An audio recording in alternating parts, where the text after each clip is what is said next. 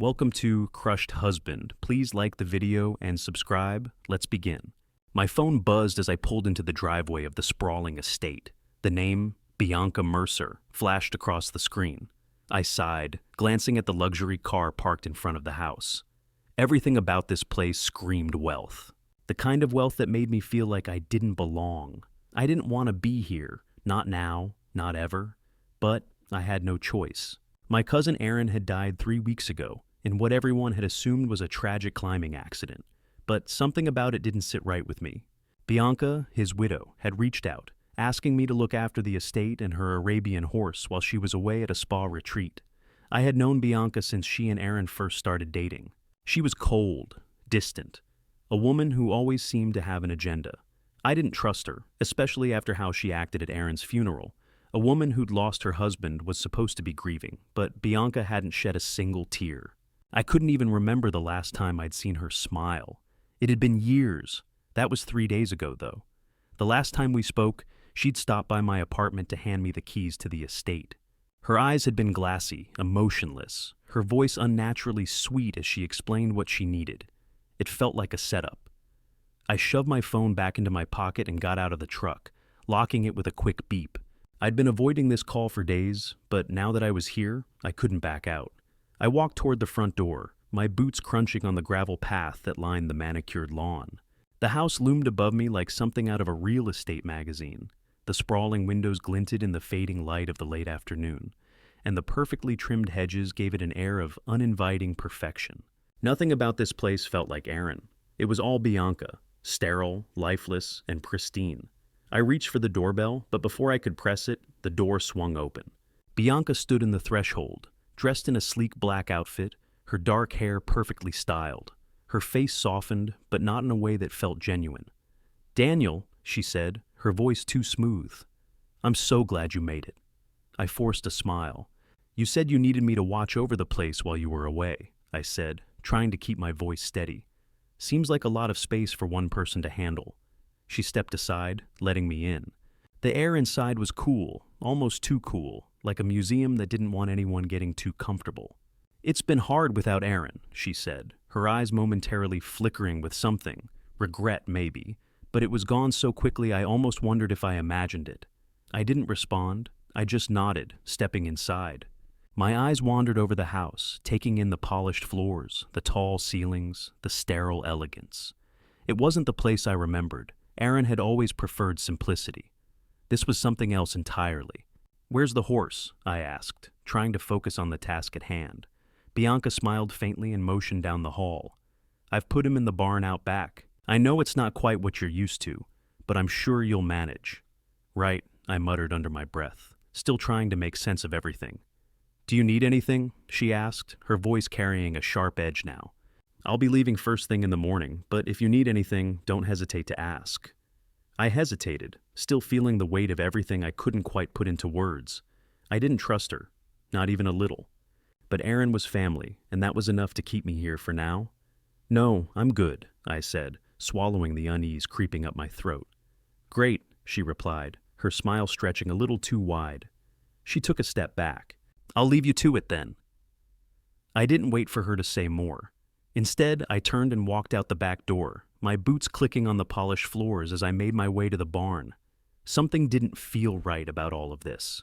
Something was wrong with Bianca's perfect little world, and I was starting to wonder if I was going to figure it out the hard way. The barn doors creaked as I opened them, the smell of hay and horse filling my nostrils. There he was, the Arabian horse Aaron had always adored. The animal's dark eyes met mine, and I felt a strange sense of familiarity. Everything about this place felt wrong. It wasn't just the estate. It was everything surrounding Aaron's death, everything about Bianca's sudden request for me to watch over the horse. And for the first time, I wondered if I was here to take care of the horse, or to cover up something far worse. I shook the thought away. I was overthinking. I had a job to do, and I'd keep my eyes open. But as I glanced back at the house, I couldn't shake the feeling that something, or someone, was watching me. The horse snorted softly, tossing its head as I walked into the barn. I wasn't exactly a horse expert, but I could tell this animal was well trained and clearly cared for. It wasn't hard to see why Aaron had loved him so much. I reached for the hay bale near the corner and began to settle in, checking over the horse's supplies as I worked. It was just routine, something to keep me busy while my mind wandered. And wander it did, right back to Bianca and her unsettling calm. There was something about her, something beneath the surface, that didn't sit right with me. As I worked, a strange noise caught my attention. At first I thought it was just the wind, maybe the barn settling under the weight of age. But then I heard it again, scraping. It was coming from the distance, somewhere behind the barn, just beyond the equipment shed. It wasn't the wind. It sounded like something, or someone, was moving around in there. The horse's ears perked up, and it took a step back. It was jittery, like it was sensing something was off. That made two of us. I stood up and wiped my hands on my jeans, feeling the tension building. The barn was quiet again, but the scraping sound came once more, followed by a low thud. This time, I couldn't ignore it. I grabbed the flashlight from my jacket pocket and made my way out of the barn, squinting into the fading light. The equipment shed was old, worn down, and looked like it hadn't seen much use in years. But the noise was definitely coming from there, just beyond the small wooden structure. I walked closer, feeling a sense of unease settle in my gut. Something was wrong here, more wrong than I had first thought. The scraping sound stopped as I neared the shed, but the air around it felt heavy, as though it was holding its breath. I stood in front of the padlocked door, staring at the rusted lock for a moment before trying the handle. It didn't budge. A quick glance around confirmed there were no windows, nothing to peer inside. I sighed, trying to shake the creeping feeling that was making my skin crawl. Then, I glanced back at the barn. No one else was around. I had no business being here, poking around a locked shed on Bianca's estate. But then again, I wasn't here to just take care of a horse. I was here to keep an eye on things. And if something didn't feel right, it was my duty to check it out. I dug into my jacket pocket for the keys Bianca had given me. There had to be one that fit this lock. I ran my thumb over each one, finding one that looked promising, and slid it into the padlock. It didn't turn at first. A few more tries, and the lock finally clicked open. The shed door creaked as I pushed it open, a rush of stale air hitting my face. The light from my flashlight swept over the small space, revealing dusty old tools, some crates, and piles of forgotten equipment. But in the farthest corner, tucked behind a rusted workbench, something caught my eye. It was a thin, dirty mattress, a single ragged blanket thrown across it, and lying there, unmoving, was a person. I stepped forward, my pulse racing. My mind struggled to catch up with what my eyes were seeing. It wasn't just a homeless person taking shelter in the shed. This was a kid. I quickly rushed forward, kneeling beside the figure. The boy was unconscious, his face pale and gaunt, his body shivering even though it was far from cold. His clothes were worn and torn, and he looked too thin. His chest rose and fell with shallow breaths, barely enough to keep him alive. I checked his pulse, weak but steady. "Milo," I said, shaking him gently, calling out the name that was beginning to echo in my mind. Aaron's son, Bianca's son. His eyelids fluttered open and his eyes met mine, dazed, confused, and hollow. "Uncle Daniel?" His voice was raspy, barely a whisper. "Yeah," I said softly, trying to keep the panic from creeping into my voice. "It's me. You're okay? I'm going to get you out of here." Milo's eyes widened slightly before closing again. His head lolled to the side, and I realized that he was barely conscious, barely able to stay awake. It was clear that he had been here for some time, neglected and left alone in this shed. I tried to keep him awake, gently shaking his shoulder, but he was slipping in and out of consciousness. "Milo, talk to me. What happened? How did you get here?" His voice came again, barely a whisper. "Mom, she put me in here." He coughed weakly, then winced in pain. "Bianca put you in here?" I asked, the disbelief dripping from my words. That couldn't be true. That didn't make sense. Bianca was always cold, but this? He nodded weakly, his hand reaching out to grasp mine, his fingers trembling. "Milo, I need you to stay with me, okay? I'm gonna get help." But even as I said it, I knew there wasn't time to waste. The urgency of the situation was beginning to feel like a heavy weight in my chest. I needed to call for help, but something told me this wasn't going to be as simple as calling 911. I needed answers. I took out my phone and called for an ambulance, speaking quickly as I gave the dispatcher the details. But as the line clicked off, something else bubbled to the surface of my mind. Bianca was gone. She was at some spa retreat, and her son had been locked in this shed, neglected and half-starved. This wasn't a simple family problem. It was something deeper, darker, and I was going to find out exactly what it was. The flashing lights of the ambulance lit up the darkened driveway like a beacon, cutting through the quiet night.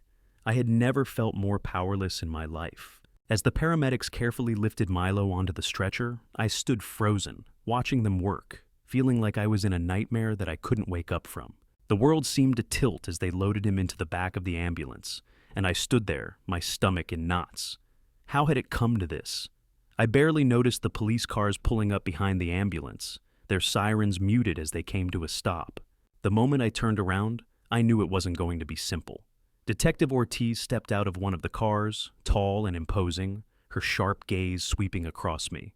Behind her, a younger officer was getting out, his face tight with concentration. They moved toward me with a deliberate pace, as if they had already decided I was a part of something bigger. "Daniel Mercer?" Ortiz asked, her voice smooth, but the suspicion in her eyes was palpable. I nodded, swallowing hard. "Yeah, that's me.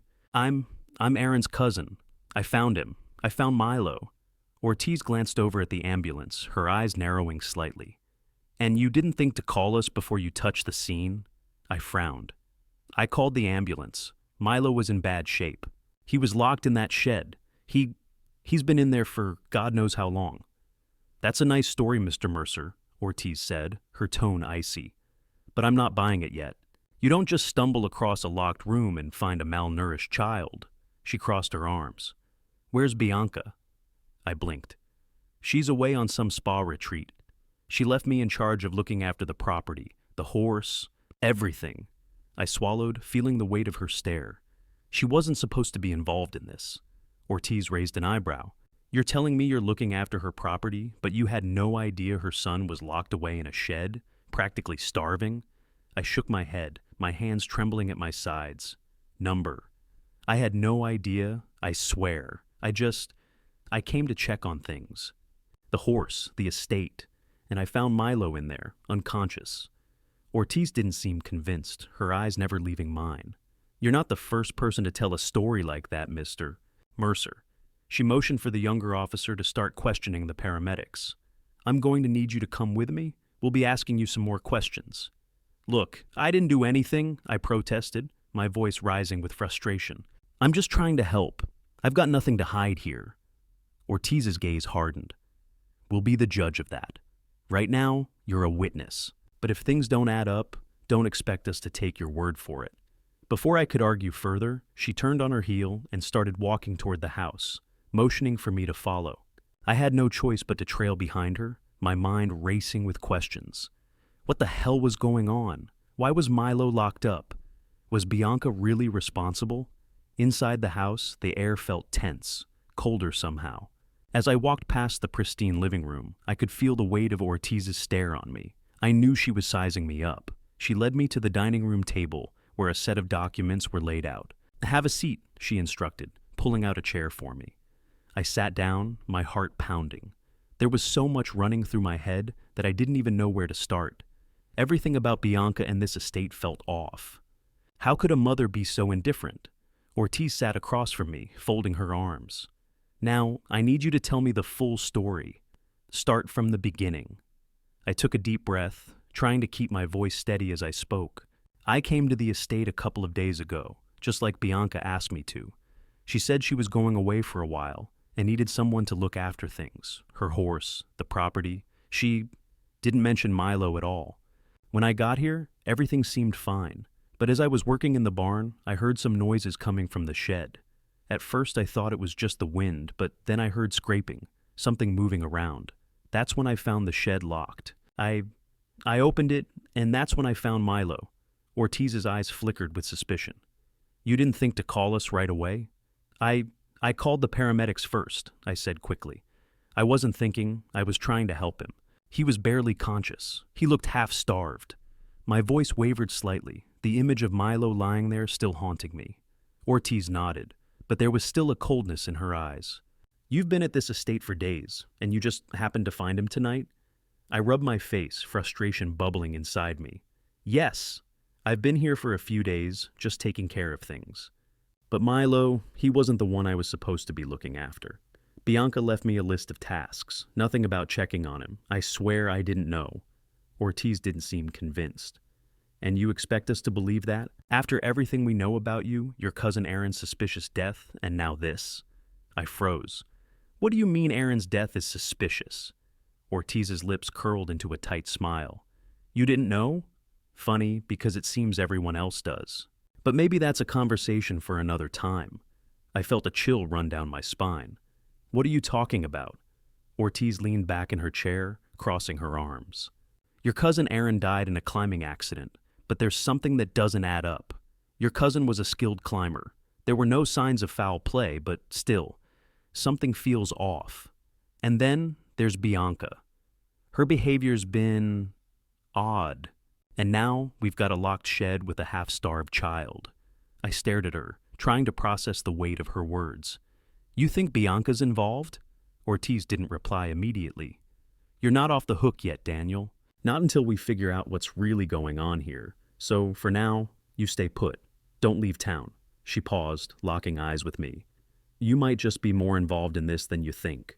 The room fell silent as I sat there, my thoughts spinning. I had come here to take care of a simple task, but I was starting to realize that there was a whole lot more at play than I'd ever expected. And no matter how much I wanted to back away, I knew I couldn't stop now. Not with Milo involved. Not with the feeling in my gut telling me Bianca's perfect little world was hiding something far darker. The apartment was too quiet for my liking. The flickering light of the street lamp outside cast a cold glow over the worn couch where I sat, my thoughts still swirling. It had been hours since the police left, but the tension in my body hadn't gone away. Detective Ortiz's words echoed in my mind. You might just be more involved in this than you think. I wasn't sure what that meant yet, but I knew it couldn't be good. The knock on the door was the first thing to pull me out of my haze. I stood up quickly, half expecting it to be another cop or worse, Bianca showing up with her perfect smile and two polished words. But when I opened the door, I wasn't met by any law enforcement or socialite. Hank stood there, his broad shoulders filling the doorway. He was an old friend, someone I hadn't seen in a while. Hank was a retired auto shop teacher, a good guy with a blunt way of cutting through bullshit, and the kind of man you could count on to show up when things were rough. Hey kid, he said, stepping inside without waiting for an invite. Figured you could use a little company. He gave me a crooked grin, his eyes twinkling with an easy familiarity that reminded me of simpler times. I felt a wave of relief wash over me. Yeah, you could say that. Hank kicked off his boots and made himself comfortable on the couch without asking. So, what's going on? Last I heard, you were just minding your own business, fixing cars. Now you're wrapped up in whatever mess this is. I sank back into the chair across from him. Milo's in the hospital. He was locked in a shed, starved, drugged, barely alive. I ran a hand through my hair, the frustration from earlier creeping back into my voice. And the cops are already looking at me as a suspect. Hank didn't flinch. He just sat there, listening. Bianca did it, didn't she? I paused, unsure how to answer. I don't know, but I don't trust her. I've never trusted her. Hank shook his head slowly. You wouldn't be the first. She's always had that coldness about her. Couldn't stand how she treated Aaron, but I figured she'd just worn him down, not this. Yeah, I muttered, my hands trembling as I gripped the armrest. I thought I was just coming here to help, you know? Watch the horse, check in on the estate. But now I'm finding out Aaron's death wasn't an accident. And Milo, hell, this whole thing's starting to look like a setup. Like Bianca wanted me to find Milo or get dragged into it. Maybe she knew I'd be the one to do something about it. Hank leaned back, cracking his knuckles. You're not exactly a guy who can sit on the sidelines, are you? I laughed bitterly. Apparently not. Listen, I don't know what's going on with Bianca, but I know one thing for sure, Hank said, his voice suddenly serious. Aaron was a good guy, but he let things slide too long, and that's probably why he's gone now. You're gonna have to stop playing catch-up with Bianca's game, Daniel. You're in it now. It's not just about helping Milo. It's about figuring out what happened to Aaron. If you want to clear your name, you've got to get ahead of this. I nodded, feeling the weight of his words sink in. I'm trying to, but there's so much I don't know. The cops are already suspicious of me.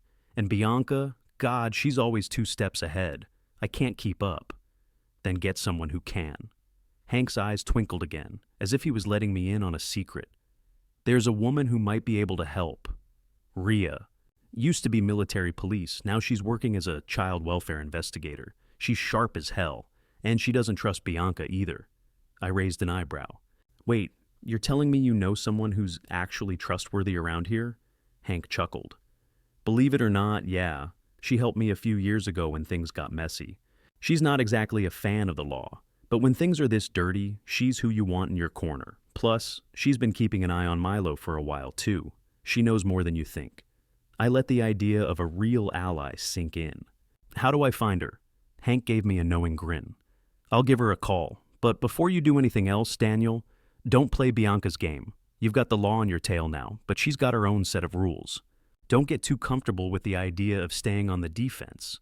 You've got to go on the offense. Start asking the right questions. If you don't, someone else will come in and bury you. I leaned back in the chair, processing what Hank had said. The idea of going on the offensive felt strange. I was used to just fixing things, solving problems as they came up. But this wasn't about fixing. It was about fighting back. Thanks, Hank, I said, standing up. I needed that. He gave me a half smile. Anytime, kid. And when you get in touch with Rhea, don't waste time. Things are only going to get messier from here. You'll need someone who's seen this kind of stuff before. I grabbed my jacket and pulled it on, determination settling in my chest. I wasn't just going to sit back and wait. I was going to uncover the truth. If Bianca thought she could get away with this, she was in for a rude awakening. Thanks again, Hank. I'll reach out to her. Hank stood up and clapped me on the back, his grin wide. Good luck, Daniel. And just remember, this whole thing, it's bigger than you think. The next day, I barely slept. Every time I closed my eyes, all I saw was Milo's face, pale, hungry, and terrified. I couldn't shake the feeling that I had just stumbled into a deeper mess than I ever imagined. And as Hank had said, if I didn't start digging into the truth, I'd be swallowed whole by it. Rhea called me an hour after I woke up. Daniel, it's Rhea, her voice came through on the other end. It was strong, no nonsense. The kind of voice you'd expect from someone who had seen it all and wasn't about to be swayed by anyone's sob story. Hank told me you might be calling. We need to talk. I took a deep breath. Yeah, I need help. I don't know where else to turn. I know what you're going through. Hank's filled me in, she said, and I could hear the sharpness in her tone. But if you want my help, we do this my way. Got it? Yeah, I get it, I replied quickly. I wasn't in the mood for games, but I understood that Rhea wasn't the type to coddle anyone. I didn't need coddling. I needed answers, and I needed them fast. She paused before giving me a set of instructions. Meet me at the old diner on West Birch in an hour. Don't bring anyone, just you and me. If you want this to go smoothly, you don't mention me to anyone, not even the cops. Understood. I'll be there. I hung up, trying to quell the restlessness in my stomach. Rhea was a wild card, but she had the experience, and that's what I needed right now. I couldn't afford to second-guess it. The diner on West Birch wasn't much to look at, tucked between a rundown auto parts shop and an old gas station that had clearly seen better days. It was quiet. Too quiet, as if the place had long since faded into the background of people's lives. I slid into one of the corner booths, waiting, watching the clock tick closer to the hour. She showed up exactly on time, walking in with the confidence of someone who knew how to handle business. Rhea was about 5'9", lean, with short dark hair, and a no-nonsense vibe that made her seem like she could break anyone down with just a look. Daniel, she said, sliding into the booth across from me. Let's get down to it. I've been looking into Milo's case for a while, but I need to know exactly what you found. I didn't waste any time. I found him locked in a shed, half-starved, unconscious. Bianca, Aaron's widow. She says she's at a spa retreat. But I don't believe it. There's something off about all of this. It's too neat. I think I'm being set up. Rhea raised an eyebrow but didn't interrupt. Instead, she nodded for me to keep going. I'm also starting to think Aaron's death wasn't an accident. It's just too strange. He was an experienced climber, but the police are acting like they're not sure. And now, with Milo, I'm feeling like I'm about to walk into a hornet's nest if I don't figure out what's really going on here. Rhea took a long look at me, as though measuring me up. Then she leaned in, her voice low but firm. You're right. There's something strange about Aaron's death, and Bianca's behavior is more than just cold. She's calculated. I've been tracking her for a while, and there's something you should know. I leaned forward, suddenly feeling the weight of everything. I've seen patterns with Bianca, Ria continued. She's been involved in several cases of financial manipulation before. All men with children who seem to die suddenly or get caught up in accidents. She cleans up the mess, takes control of their finances, and moves on to the next. I swallowed hard. You think she's done this before? Ria didn't blink. It's a pattern, Daniel, and it's a dangerous one. I've got connections that tell me more, but right now, I think we need to keep things under the radar. If you really want to help Milo and figure out what happened to Aaron, you're going to need evidence, something solid, and we need to get ahead of Bianca before she makes her next move. My mind was reeling. What's the next move? Hard to say, Ria replied, her eyes narrowing. But I'm betting it involves Milo. If Bianca's after control, Milo's probably her next target. You don't just lock your child away in a shed unless you're preparing for something big. I'd be willing to bet Bianca's already planning to make him disappear, in one way or another. I ran a hand through my hair. So, what do we do? How do we stop her? Ria took out a small notebook and scribbled something down. She slid it across the table to me. This is Victor Lane. He's been in and out of Bianca's life for years. Shady connections, blackmail, the kind of person who's always there when Bianca needs him to clean up. He's important. And he's probably been involved in Aaron's death somehow. If you want to find the truth, you need to talk to him. I stared at the name on the paper. And where do I find him? Ria leaned back in her seat, her eyes scanning the diner. You won't find him through normal channels. He's careful.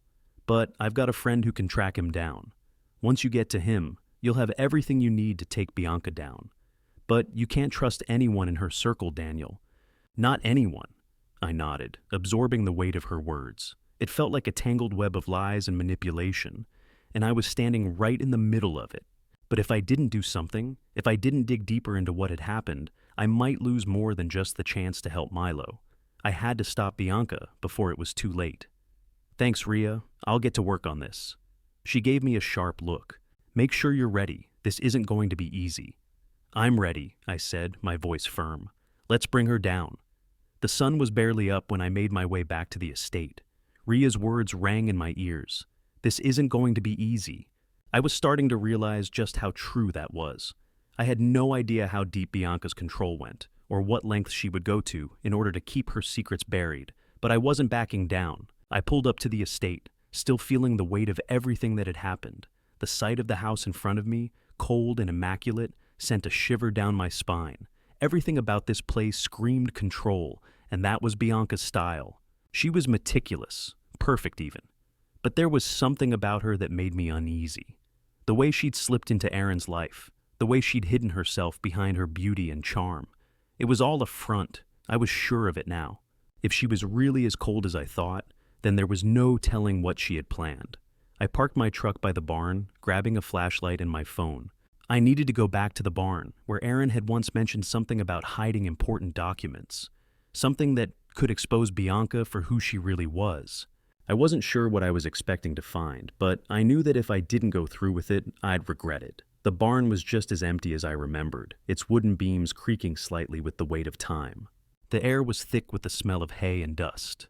I made my way over to the corner, where Aaron had often worked on repairs, fixing broken equipment. The barn was a mess of old tools, crates, and unused machinery, a far cry from the polished perfection of the house. I remembered Aaron mentioning something about documents being hidden here, something important. I crouched down by the stack of old crates, running my hands over the cold wood, trying to find something that felt out of place. There, tucked behind a rusted crate, I found it. A small, taped-up package wrapped in old newspaper. My heart skipped a beat. This was it. This was the clue I had been looking for. I tore the paper away carefully, my fingers trembling as I unraveled the bundle. Inside, there were a few photographs, a stack of legal papers, and a small cassette tape. I looked at the photos first, my breath catching in my throat as I recognized the faces. There was Aaron, smiling in a picture with Bianca, but there was something off about it. Aaron looked uneasy, his smile strained, as though he was trying to hold something together. Bianca, on the other hand, was all smiles. Too many smiles, almost fake. I glanced at the next photograph. A picture of a man I didn't recognize, standing next to Bianca. He was older, with dark eyes and a rough face. His posture was tense, like he was hiding something. Or maybe just uncomfortable being in the photo. I flipped through the stack of papers next, my heart pounding harder with every page I read. They were legal documents, business contracts, financial papers, and one in particular caught my eye, a recent change in Aaron's will. The papers indicated that Aaron had recently changed his will to leave control of his estate to someone other than Bianca, but the name listed wasn't mine. It was someone named Victor Lane. I froze. I'd never heard of this Victor Lane before, but the name rang in my ears. I glanced at the photographs again, looking for a clue, and then it hit me. The man in the picture with Bianca. It was him, Victor Lane. I shoved the papers back into the bundle, grabbing the cassette tape. I didn't know what was on it, but something told me it was important. I needed to get out of here, fast. I stuffed everything back into my jacket and made my way out of the barn, the weight of the discovery weighing heavily on my chest. The moment I stepped outside, I saw her. Bianca. She was standing by the front door of the estate, her eyes scanning the surroundings. I could feel my heart race as she looked in my direction. For a split second, I thought about ducking back into the barn, hiding the evidence I had just found. But then I realized there was nowhere left to hide. She smiled at me, a perfect, flawless smile. "Daniel, what are you doing here?" she asked, as if she hadn't just caught me snooping around her barn. I stepped forward, trying to steady my breathing, trying to act calm, but my hands were shaking. "Just checking on the place," I said, trying to sound casual. Her smile didn't waver, but her eyes were sharp, too sharp. "You know, I really appreciate you helping out, but I was hoping you'd leave things to me once I'm back from the retreat." I tried to stay neutral. "Of course," I said, as though I wasn't holding secret documents and photographs that could expose her. She took a step toward me, her heels clicking on the stone pathway. "I hope you haven't been poking around too much," she said, her voice too sweet to be sincere. "It's a bit personal, don't you think?" I nodded slowly. I didn't mean to overstep. She smiled again, but this time there was something colder in it. "It's just so much to handle, you know? People like you who don't quite fit into this life. Well, they can't always be trusted with everything." I felt my stomach churn at the insinuation, but I didn't flinch. I had to keep my cool. "I'm just trying to help," I said, backing away slowly. "I'll let you get back to your retreat." Bianca's gaze followed me for a moment longer, and then, almost as if she were dismissing me, she turned and walked back into the house. I took a breath and let it out slowly, watching her disappear into the perfect facade she had built. I still had no answers, but I had something. Something that could change everything. I pulled out the tape from my jacket pocket, my mind racing. If Bianca was involved with Victor Lane, and if this had something to do with Aaron's death, then the only way to uncover the truth was to keep digging, and I wasn't stopping now. The tape sat heavy in my pocket as I drove toward the address Rhea had given me earlier. I hadn't listened to it yet. There was no time. My mind was consumed by the name Victor Lane and the connection I was starting to form between him and Bianca. But something told me that tape held answers. Answers I needed before things spiraled even further. I pulled into a quiet street in an old part of town. The houses here were worn down, the paint chipped and faded. It was clear the neighborhood had seen better days, but that didn't matter. What mattered was the small, run-down office tucked between two old brick buildings. The faded sign outside read Lane Investigations, and it hung crooked, as if the place had been abandoned for years. But I knew better. I parked the truck and walked up to the door. A bell rang softly as I entered, the dim interior filled with a stale, musty scent.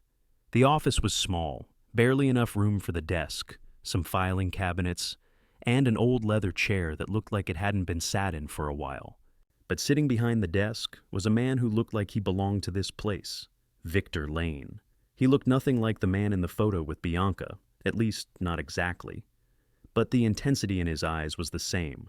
His hair was graying at the temples, his face weathered by years of bad decisions, but his gaze was sharp. He studied me with the cold assessment of someone who had seen it all. And it was clear he had. I didn't speak at first. There was no need. I was here for answers, and he knew that. He'd probably been expecting me for a while. Well, he said, his voice rough, like gravel scraping against metal. "You must be Daniel Mercer." I nodded. "I need answers. About Bianca." Victor's lips twitched into a semblance of a smile, but it wasn't warm. That's a hell of a name to drop around here. Bianca, she's not someone you just go poking around at. What's your interest in her, Daniel?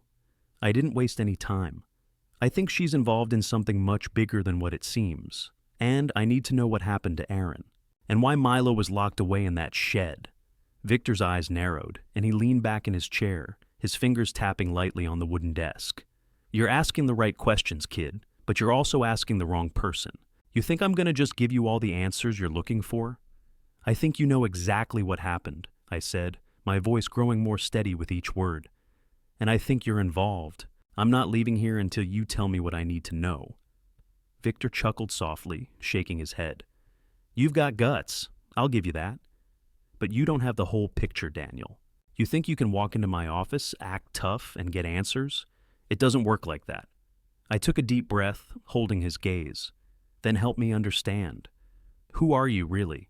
And what's your connection to Bianca? Victor hesitated, then stood up slowly.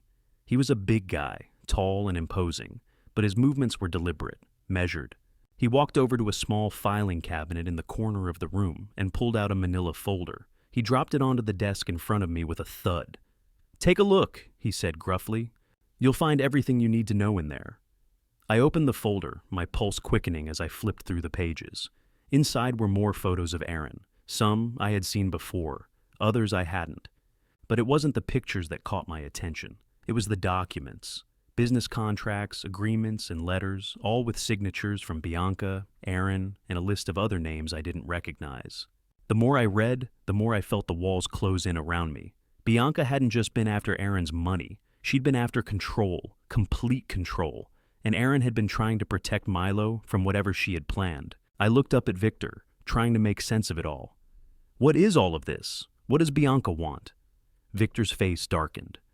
She wants to clean house. And she's not just talking about Aaron's estate, Daniel. She's been behind several, well, let's call them accidents. You think Aaron's death was a climbing mishap? It wasn't. And Milo, I interrupted, my heart racing. What about him? Victor sighed, his expression grim. Milo was always the backup plan. You see, Aaron made a change in his will recently. He was leaving everything to someone other than Bianca, someone she didn't control, and that was the moment things started to get dangerous. I felt like the ground had just shifted beneath me. Who was Aaron leaving everything to? Victor didn't answer right away. Instead, he walked over to a drawer and pulled out a thin envelope, which he handed to me.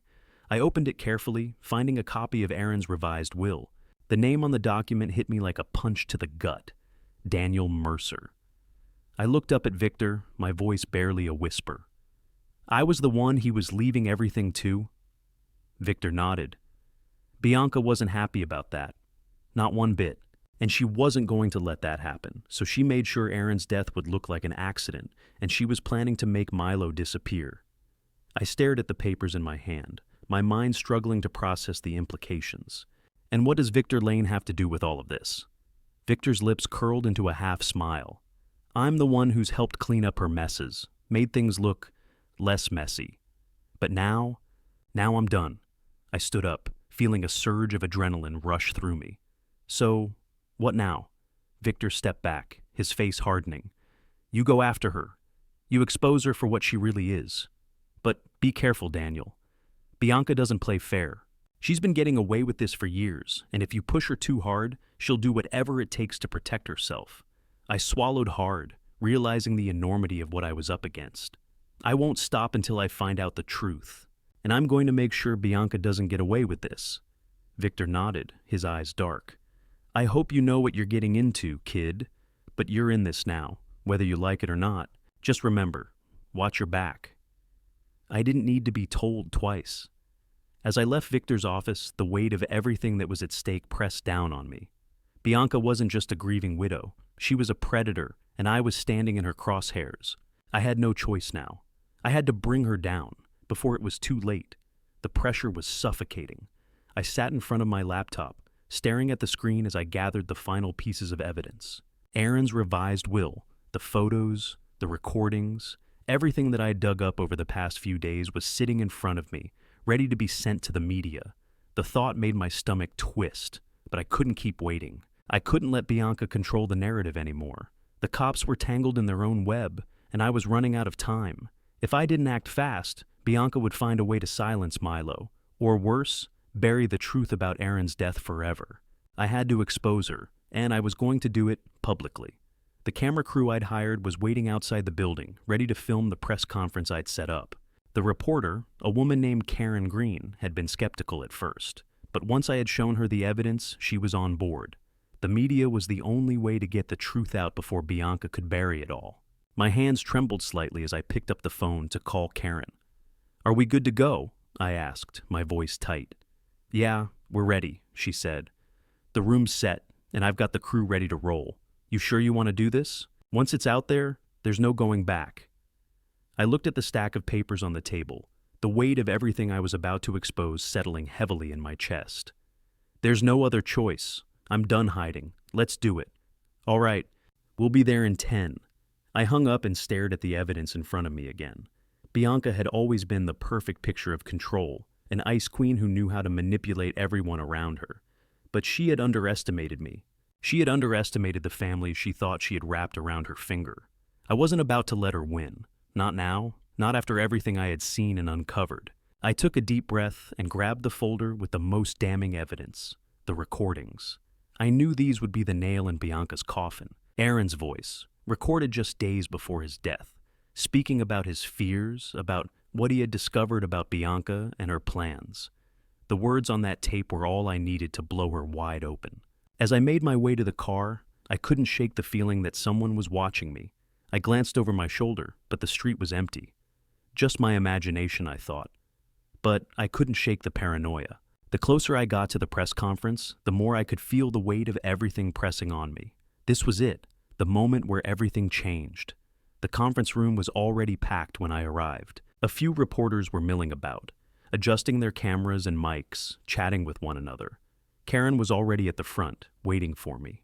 I walked up to her, feeling a knot form in my stomach. This wasn't just a press conference. It was a battle. And if I didn't win, there was no telling what Bianca might do next. "Everything's set," Karen said, giving me a reassuring smile. "You ready for this?"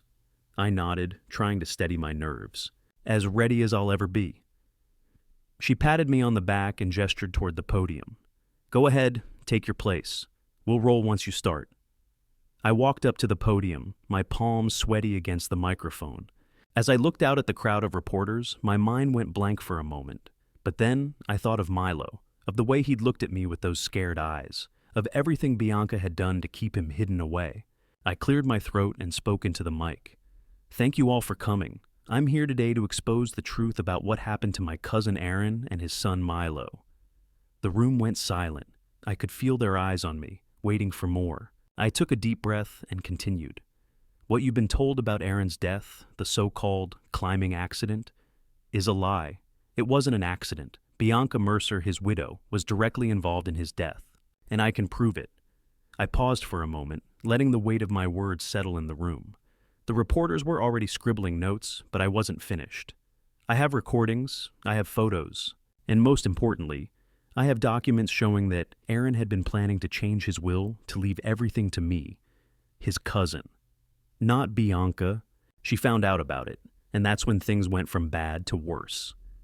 I gestured to the large screen behind me, and the first image flashed on the screen. A photo of Bianca standing next to a man I didn't recognize. "That man is Victor Lane," I continued. "He's been working with Bianca for years, helping her manipulate people, cover up her messes, and eliminate anyone who stands in her way, including Aaron." The reporters began murmuring, their cameras flashing as they took the pictures of the screen. "The documents I have here show that Aaron changed his will just weeks before his death. He was planning to leave everything to me, but Bianca wasn't having that. So she made sure Aaron's death would look like an accident, and she planned to make Milo disappear." I pulled out the recording and played it for the room, Aaron's voice echoing through the speakers. "Bianca, I don't know who she really is, but I know she's not the woman I married. She's plotting something, and I can't let it happen. I don't trust her. She's dangerous." As Aaron's voice filled the room, the reporters were on edge, scribbling notes faster now, their attention fully on me. "I'm not going to stand by and let her get away with this," I said, my voice firm. "I'm here today to make sure she's held accountable for what she's done to my family, to my cousin, to Milo, and to anyone else she's manipulated along the way." I looked around the room, meeting the eyes of the reporters. This is the truth, and I'm going to make sure the world knows it. For a moment, there was nothing but silence. Then the questions came. Rapid fire. They wanted more details, more evidence, more clarity. But as I stood there, I realized something. I wasn't just exposing Bianca. I was exposing everything she had built, her lies, her manipulation, and the people she had used along the way. The truth was out now. There was no going back. The courthouse was packed with people, all buzzing with nervous energy as the proceedings for the custody hearing began. I stood at the back of the room, my hands tucked in my pockets, trying to steady my breathing. I had done everything I could to expose Bianca, to make sure that Milo was safe.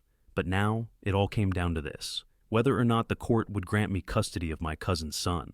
Milo had been in protective care ever since the paramedics found him in that shed, but the court had yet to make any permanent decisions.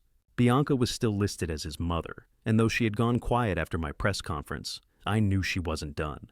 She wouldn't give up her control so easily. I glanced toward the front of the courtroom, where Bianca sat with her lawyer, a man I didn't recognize, but whose presence made my blood run cold. His expensive suit and the way he leaned in to whisper in her ear screamed that he was part of her perfect manipulative world. She looked poised as ever, her expression neutral, though her eyes were hard, watching me as if I were a bug under a magnifying glass. Across the room, I saw Milo. He was sitting with a social worker, his head down, his small frame hunched in his seat. It broke my heart to see him like this. So withdrawn, so scared. He hadn't said much since being rescued from the shed, but I could tell he was trying to make sense of everything. I couldn't blame him. His whole life had been turned upside down, and now, with everything I had uncovered, his mother was still trying to tear him away from me. I shook my head, trying to focus. I had done what I could to show the court that Bianca wasn't fit to care for Milo. I had given them every scrap of evidence I had. Aaron's recordings, the photographs, the documents that showed her financial manipulations, and most damning of all, the tapes that exposed the cold, calculated way she had orchestrated everything. But still, there was a chance that the court might side with her. I stepped up to the bench as the judge called for the hearing to begin, and my heart skipped a beat when he motioned for me to take the stand. This was it. I took a deep breath, walking to the witness stand. As I sat down, I glanced at Milo one more time. He was watching me now, his eyes filled with uncertainty. But there was something else, hope, a tiny flicker of it. "Mr. Mercer," the judge began, "you've come forward to request custody of Milo Mercer, Aaron's son. What is your case for why this court should grant you guardianship?" I looked over at Bianca and her lawyer, trying to stay calm. "Your Honor, I am the closest living relative of Milo. I was Aaron's cousin, and I've known Milo since he was born. Bianca is not a suitable guardian for him. She's been involved in a pattern of behavior that not only puts Milo's safety at risk, but has also resulted in the tragic loss of my cousin, Aaron." The judge raised an eyebrow. "Can you explain further?" I took a deep breath, leaning forward, my voice steady but firm. "I've uncovered evidence that Bianca manipulated Aaron and others around her for years. She was planning to take full control of his estate, and when Aaron tried to change his will to protect Milo from her, she took action. It wasn't an accident that Aaron died, and it wasn't an accident that Milo was locked away in a shed, starved and drugged. I have recordings, photographs, and legal documents to prove this. Bianca has shown a pattern of using her position for power and control." The murmurs in the courtroom grew louder. Bianca's lawyer stood up, objecting. "Objection, Your Honor. Mr. Mercer is making assumptions based on hearsay and public statements. None of this has been proven in a court of law." The judge held up his hand for silence. Sustained. "Mr. Mercer, please stick to the facts." I nodded, swallowing my frustration. "I'm not here to slander Bianca. I'm here to protect Milo. She's manipulated everyone around her, and if she's allowed to keep Milo, he will be nothing more than another pawn in her game. I want to give him a safe, stable home, something she's incapable of providing."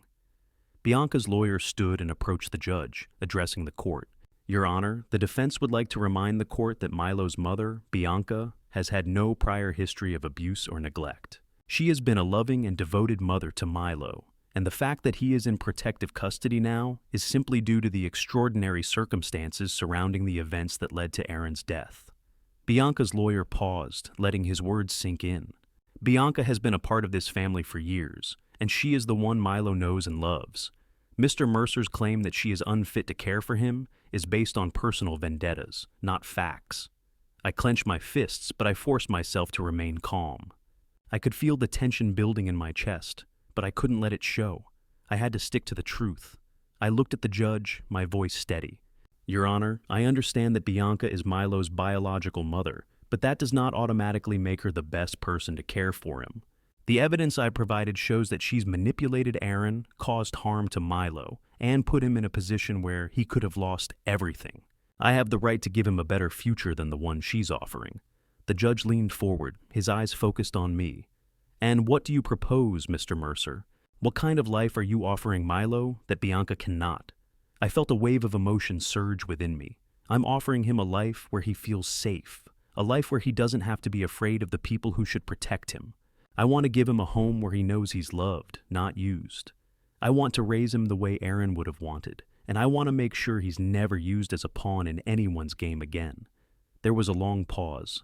The room was silent as the judge considered my words. Bianca's eyes were locked on me, her expression unreadable, but I knew she was seething beneath the surface. Finally, the judge spoke. I will take this into consideration. This is a serious case, and I will review all the evidence presented before making a decision. But, for now, I will grant temporary custody of Milo to Mr. Mercer until further arrangements are made. A full hearing will be scheduled at a later date. I let out a breath I didn't realize I had been holding. I had done it. I had won this round. The judge banged his gavel, and the courtroom slowly began to empty. I caught Milo's eye as he stood up with the social worker, his face pale but his expression softening slightly as he walked toward me.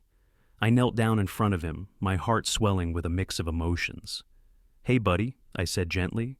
You're going to be okay now. You're safe with me. He nodded, his voice small. Are you really going to take care of me? I smiled, my heart breaking for him. I'm going to take care of you, Milo. I promise. As we walked out of the courthouse together, I couldn't help but feel a sense of relief. This battle wasn't over yet, but for the first time, I could see a light at the end of the tunnel. We were going to be okay. 6 months had passed since that day in the courthouse. The world felt different now, lighter somehow. The weight of the past had shifted, and for the first time in what felt like forever, I was breathing freely. The old mountain lodge had been Aaron's dream. He had always wanted to restore it, to make it a place where Milo could grow up surrounded by the peace of nature, a life away from the chaos of the city. For years, Aaron had spoken about it as though it were his escape, the one place that truly felt like home to him. After everything that had happened, I had promised myself that I'd give Milo that life. I'd give him the stability Aaron would have wanted for him. The air in the lodge was fresh, the scent of pine mixing with the faint aroma of the wood burning in the old stove. The sun streamed through the windows, casting a warm glow on the rooms we had worked so hard to restore. The lodge wasn't perfect, not yet, but it was ours. It had become a symbol of our new life, a life where we could heal and move forward. Milo was upstairs, in his new room. The walls were decorated with his favorite things, posters of outdoor adventures, sketches he'd drawn of animals, and 1 or 2 photos of Aaron and me from when we used to go camping. He was slowly adjusting, slowly finding his footing in this new world, but I could see the changes. He wasn't as guarded as he used to be. The spark of curiosity was back in his eyes. I stood by the window, watching as the horses grazed peacefully in the pasture. Bianca had tried to fight my custody claim every step of the way, but it had all crumbled in the face of the truth I had exposed. The courts had seen through her carefully constructed lies, and Milo was finally free. I had made the decision to stay in the lodge long term, despite the distance from the city. It felt right. Every day I woke up here felt like a small victory, not just for me, but for Milo. We were rebuilding not only the house, but our lives. Just as I was about to sit down and check the emails I'd ignored for the past few days, Milo ran down the stairs, his sneakers scuffing on the wood. He was grinning from ear to ear, a piece of paper clutched tightly in his hand. Hey, Uncle Daniel, you've got to see this. I looked up from my desk, intrigued by his excitement. What's going on? What's that you've got there? Milo held up the paper, revealing a sketch of a mountain range. the kind we could see from the back of the property. The lines were rough, but full of energy. There was something raw and real about the way he had captured the scene. "I'm going to build a fort," he said, his eyes shining, "up on the ridge near the big oak tree. I've already got ideas for how I want it to look." I smiled, feeling a wave of pride swell in my chest. "That sounds awesome. Maybe we can work on it together, but you're going to have to teach me how to make it as cool as this sketch." Milo laughed, and for the first time in months, the sound was light. It wasn't forced. It wasn't the laugh of a boy who was trying to pretend everything was fine. It was the laugh of a child who had found his place. "We're going to need tools," Milo added, dropping the sketch onto the table beside me. "I want it to be big, like a treehouse, but stronger." I chuckled. "You've got big plans, huh?" "I've got big dreams," he said with a wink. I ruffled his hair, standing up from my chair. "Well, big dreams need big ideas. I think we can handle it. Let's get to work." As we walked out onto the porch together, I felt something deep inside me shift. There was still a long road ahead. There were things I couldn't forget, things that would always haunt me, the shadow of Bianca, the scars she had left on Milo. But those things no longer defined us. I looked out at the pasture again, at the horses grazing under the vast sky. The freedom, the quiet peace. It was all coming together in ways I hadn't imagined when I first arrived here months ago. This place, this life, it wasn't perfect. It wasn't easy, but it was ours. We had built something real, and for the first time, I felt a deep, undeniable peace settle over me. As I turned to Milo, watching him sprint toward the tool shed, I couldn't help but smile. Aaron had been right about this place. It was where we could be free, where we could rebuild, not just our home, but ourselves. "Milo," I called, laughing as I jogged to catch up. "Wait up, we've got a fort to build." As he turned back to smile at me, I realized that we were finally moving forward, together. And that was all that mattered.